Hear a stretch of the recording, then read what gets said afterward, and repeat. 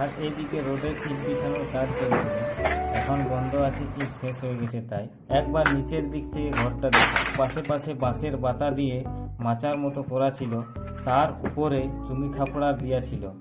কতই না মেহনত ছিল আগেরকার দিনের ঘরগুলাতে।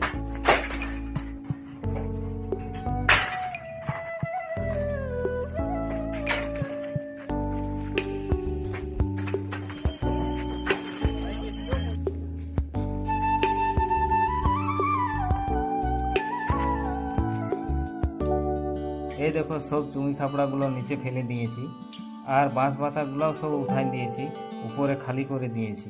এবার শুধু আছে দেওয়ালগুলো। আর আমিও গরম, আজকে আর হবে নাই, দুপুর 2টা বাজে গেল, অনেক রোদ গরম। আমার হালতটা তোমরা দেখতেই পাচ্ছ। এই ভিডিওটা এখানেই শেষ করছি। ভিডিওটা যদি ভালো লাগে থাকে লাইক, শেয়ার, কমেন্ট করে যাবে। এবার দেখা হবে